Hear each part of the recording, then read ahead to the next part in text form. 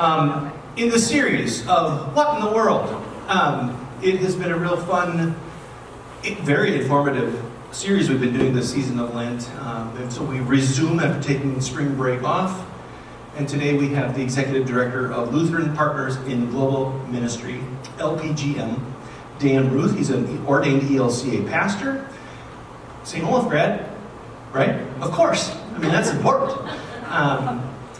He's got 2 kids, both of whom have gone through the St. John's Child Care Center, and he's married to Megan.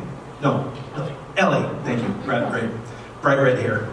And we are so grateful to have you here, Dan, to give us your perspective of what are you seeing that's happening in the world today? What's good? What's not so good? And where can we plug in? And I know that you participated in the protest yesterday, so we're looking forward to hearing what you have to say. So please, with no further ado, Mr. Mrs. Everybody, this is Dan Ruth. Thank you. Thanks, Mark. Thank you all. It is great to be here again. I recognize many of you from other times that I've been here preaching or speaking. Mark was on the board of directors at LPGM that hired me in 2017. So, 17? Yeah, coming up on 8 years at Lutheran Partners. And just like as a brief overview, Lutheran Partners in Global Ministry is a small organization based here in the Twin Cities. Our office is in Edina. And we just have 4 staff here in our Edina office and 5 staff based in India. And our mission is, as Lutherans motivated by our faith, shaped by our faith, is to provide access to quality education for people at the margins, especially women and girls. So we believe that there are all sorts of needs in the world that we can respond to, but the way that our organization can uniquely do that and focus in the best way possible is by providing access to quality education. And I repeat those words all the time because I think those are sort of 2 important pillars. That access to education is one thing that too many people don't have and deserve access to. So part of our work is removing the barriers to education for people at the margins. And then the second piece is that they deserve quality education as well. So not just access, but quality. And we say for people at the margins, especially women and girls, because women and girls have historically been the ones who have had the least access to quality education. And need sometimes the most support in order to get that education. But not exclusively for women and girls either, because there are plenty of boys and men who need access to quality education. And so we sort of put those together. And then the way that we do that work is by working with local partners or global partners who work locally. So in certain countries and in certain partnerships, we're working with Lutheran church bodies, like in South India, in the southeasternmost state of India called Tamil Nadu. We work with a Lutheran church body called the Arcot Lutheran Church, which I can talk a little bit about as well. And in the Central African Republic, a small landlocked country that hardly any Americans even know exists when you name it. Just above the Democratic Republic of Congo and to the west of Sudan and South Sudan, to the east of Cameroon, and south of Chad. Yeah. We work with the Lutheran Church of the CAR, of the Central African Republic. And they were founded by American missionaries just over 100 years ago. They just celebrated their 100th anniversary year or so ago of those missionaries coming. And but in other areas, we don't work with churches necessarily, but we work with local organizations who are doing education for people at the margins. In Tanzania, we work with a couple different organizations locally run by Tanzanians who are working in schools or providing safe housing for girls who are at risk of forced early marriage or other issues that keep them out of school, childhood pregnancies, things like that. And in Guatemala, we're working with a local organization run by a Mennonite pastor who he and his wife have lived there for 25 years and work with local indigenous Kekchi Maya women on keeping them in school and providing them sort of agroecology lessons that kind of help their environmental protection and help protect the cloud forests that they live in, their homes and their livelihoods. It's a huge, wide range of things that we do. That's not directly what I'm here to talk about today, but it helps give a little bit of context of sort of what I hope to talk about. So I want to start. My brain has been going in all sorts of directions thinking about this "what in the world" question and theme for this talk. And I might jump around a little bit, but I think that is just sort of where we are in the world, because you can say, what in the world is going on? And you say that in a really hopeful way too, like, what in the world? This is amazing. And I feel both. So I talked to Mark about this when we had lunch a couple weeks ago. I've been thinking a lot lately about 19th century liberal theologians in the West. There was this big sort of movement in the 1800s and the 19th century among sort of the broad churches that sort of Lutheranism is part of, the broad Protestant theologians and Catholic theologians in Europe and in America. And a lot of sort of the feeling of the time, and I'm not going to get into the deep specifics because I'll likely get it wrong, because this is not my expertise. But a big feeling of the time is that like human progress was inevitable. That there were all of these wonderful things. It was really tied together with sort of the Industrial Revolution and just sort of this sense that we were moving somewhere positive, and that we were going to like leave behind all of those things that had caused so much pain and suffering in our world, and we would go toward this great, just progress toward this great reality where God's grace would break into the world, and inevitably it was just going to get one step better. And that's not to say there wouldn't be bad things that would happen, but like we were on this great arc of progress. And then the 20th century started, and we had the Great War, World War I. And then shortly after that, we had the Holocaust of World War II. And theologians stepped back and were like, whoa, hold on. What in the world is going on? This is not human progress.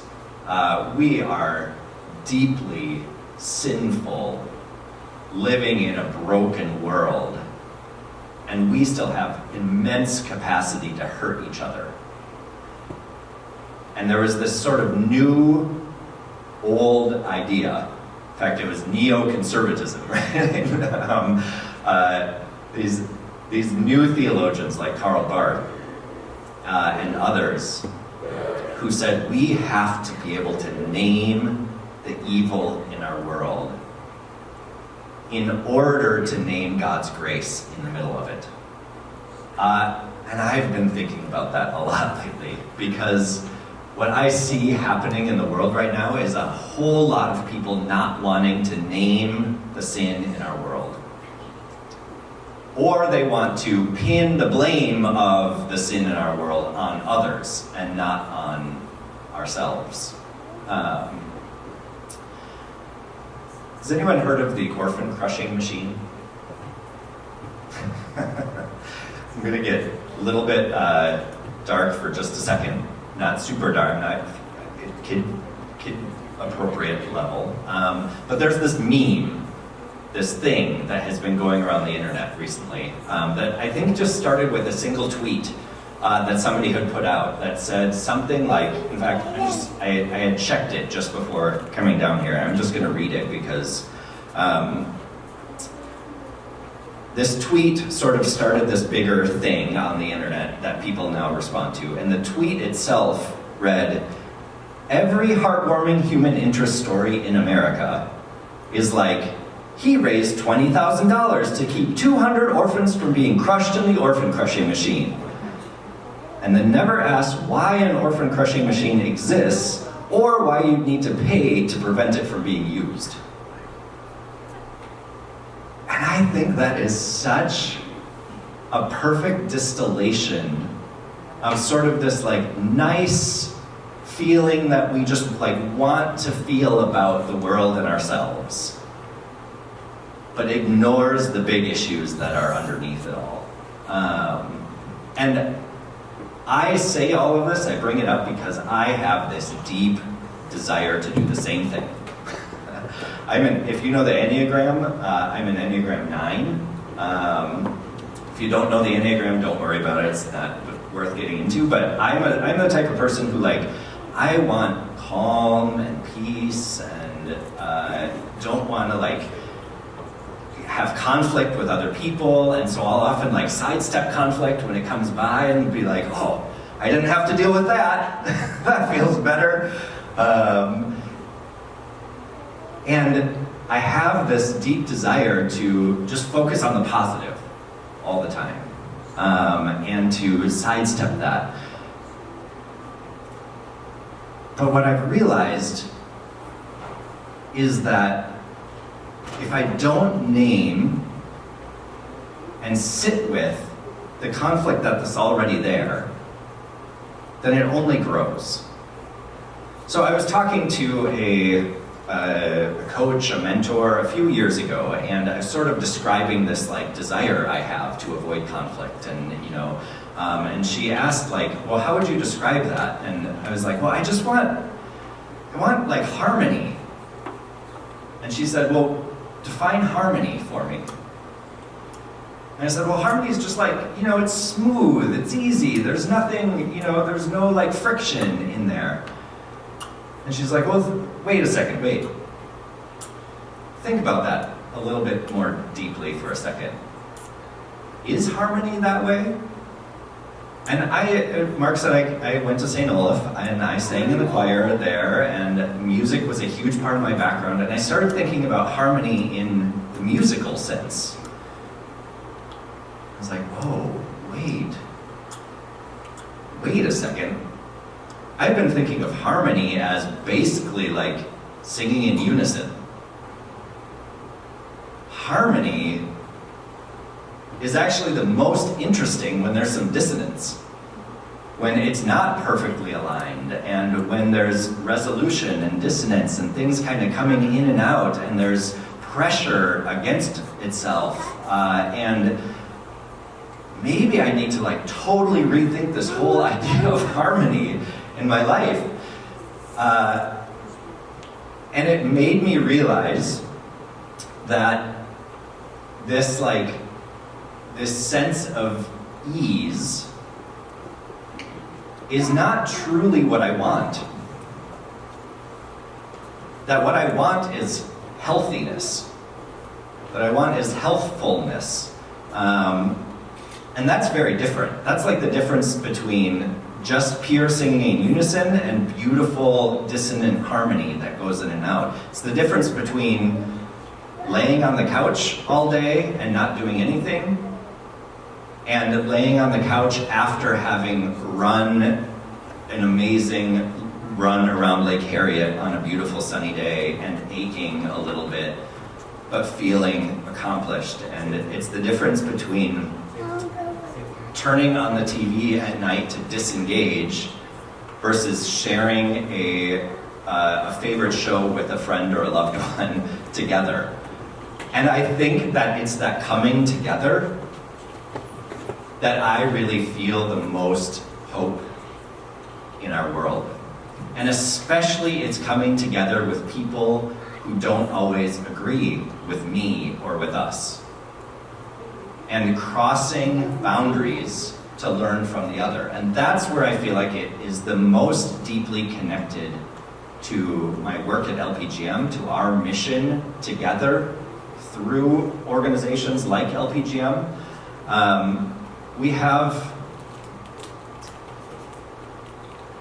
I was sitting at this table just before I got up, and we were talking about sort of, the old times. And I shared a story about my mom, who grew up in Minneota, Minnesota, a small town, southwestern Minnesota. If you know the writer Bill Holm, he's from Minneota, Minnesota. And there's a strong Icelandic Lutheran community there. My mom's family was Norwegian Lutheran, but she came home from school one day in the late 50s, early 60s, and she said, "Mom, I can't believe it. My good friend is Catholic." And her mom was like, "Well, yeah, what? Why?" And my mom said, "But she has blue eyes." And in her childhood sort of view, all of the Lutherans that she knew had blue eyes, and all the Catholics she knew had brown eyes. And that was sort of the simple way of dividing up the community in her small town world. And obviously, as the culture has shifted, that's not the reality, but we have all of these other ways of sort of still dividing up our world into ways that make sense to us. I was also sitting a couple of years ago at a congregation like this, not this congregation, but I was sitting around and just chatting with folks, and some similar conversation, and there was a guy sitting at the table with me drinking coffee, and somehow he started to sort of like complain about the Somali community in Minneapolis. And he said, I'm not opposed to immigration, but the problem is that they won't integrate into society, and they won't learn English, and that was sort of what his sort of primary complaint was about. And being an Enneagram 9 and a guest in this place, I didn't really push at all, but I had some disagreement. And the conversation just sort of shifted and moved on, and I breathed a sigh of relief and moved on with it. But literally within 5 minutes, he was talking about, with great fond memories, of the Finnish community he grew up in the Iron Range of Minnesota. And he said, and I kid you not, he said, "Yeah, we were a tight-knit community. We had our Finnish school and our Finnish, church, and my grandma never did learn English." And I was just kind of like, huh, that's interesting. Because I think there are these patterns, right? There are these things that of the way that immigrants integrate is a generational shift, and that's sort of beyond the point. That I think what in the world is going on is that we have this great opportunity to meet other people and be changed by them. And at times that can be deeply scary and unsettling, because none of us like change, unless it's within our own sort of parameters of how we want to be changed at any given time. And other people can cause change that we don't want. I imagine if you are married, and if you've been married for any period of time, that your spouse has likely changed you in ways you didn't expect, and in certain ways you maybe didn't even want. I think that is true for every human relationship that we have. And I also think it's true across cultures. And I think there is fear that is probably natural to that change, but there is also tremendous opportunity. So when I go to India, and maybe some of you were here when Pastor Jane Anita was here in November, I think, and she came to St. John's on a Friday afternoon and spoke to a group of people who had gathered. She's a pastor of the Arcot Lutheran Church. and was here visiting with Lutheran Partners. And she and others have helped me more deeply understand my own faith because of the understanding that they bring and the relationship that we've been able to build together. So one of the stories that I love to share about the Arcot Lutheran Church is that they are a church that is a church of, by, and for Dalit people in India. And Dalit is a term that means broken or oppressed in Sanskrit, but it is a term that has been used and sort of grasped onto from that community itself. It's the community that formerly has been called untouchables, because they are literally without caste in the Indian caste system. And so there are, I'm not going to go deep into the caste system, but there's different levels of castes in the Indian caste system. That all, the origin story is that they all come from different parts of the body of Brahman. And so you have the highest caste at the head and other castes of the body and the arms and even the feet.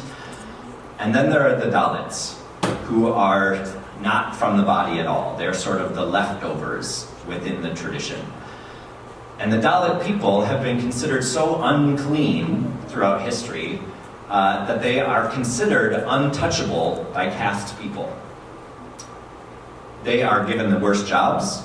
In some ways, they have physically been unclean because they have jobs like cleaning out as sanitation workers or working with dirty animal hides and doing the jobs that nobody else would do but had to be done were given to the Dalit people.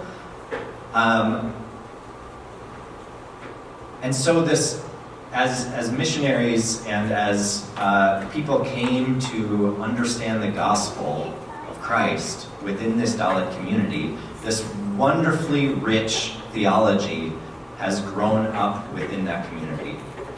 And one of the things that I think about every single time I take communion now is that when the stories that I've heard from Dalit people and Dalit pastors is that when they are considered so dirty and unclean and unwelcome in their own society, that caste people will often cross the street to avoid walking on the same side of the street as them. They will not touch them.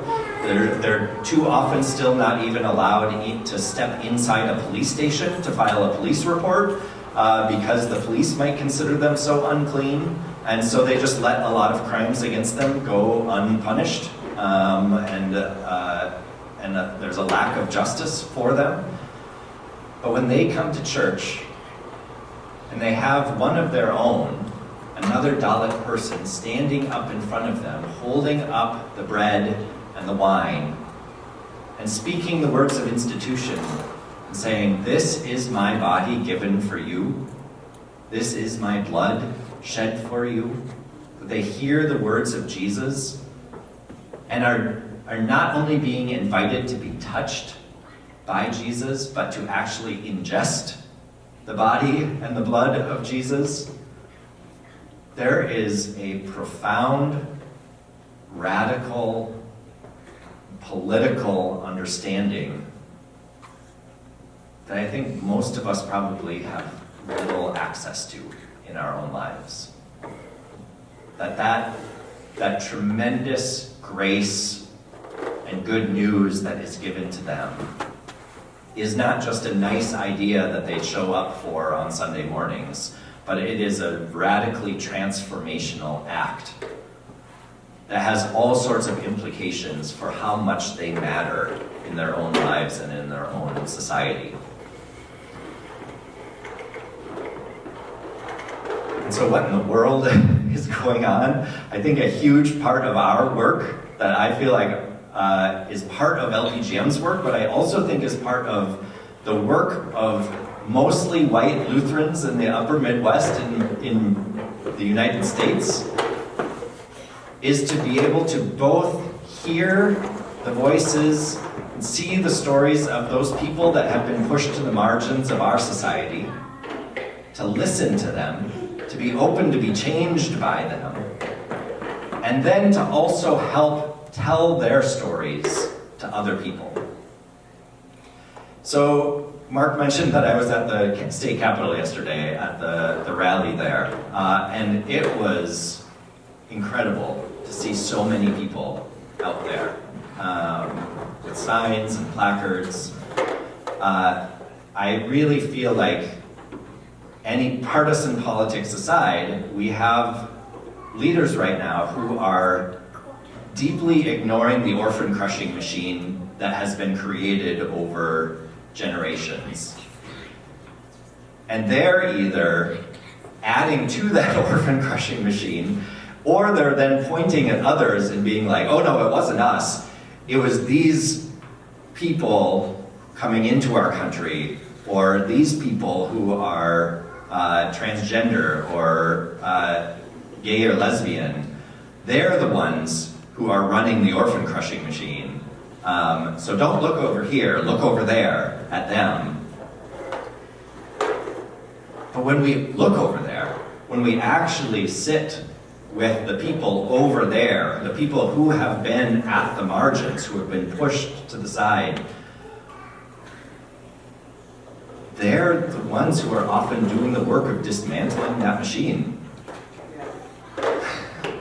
They're the ones who, and not only dismantling it, but they're the ones who are being fed into it too often.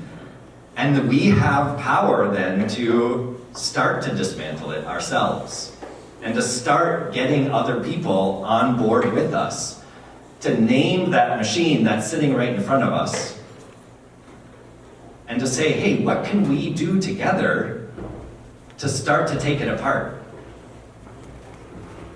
Because it's huge, and it's big, and it feels incomprehensible and too big to be able to like single-handedly do anything about. But that's where we together are bigger and stronger than any single person or group ourselves. That's why those relationships that we have are so deeply important. That I think diversity, equity, inclusion, those are those things that make us stronger, because it helps us understand ourselves better, and it helps us see the world more clearly, and helps us dismantle those things that are crushing other people.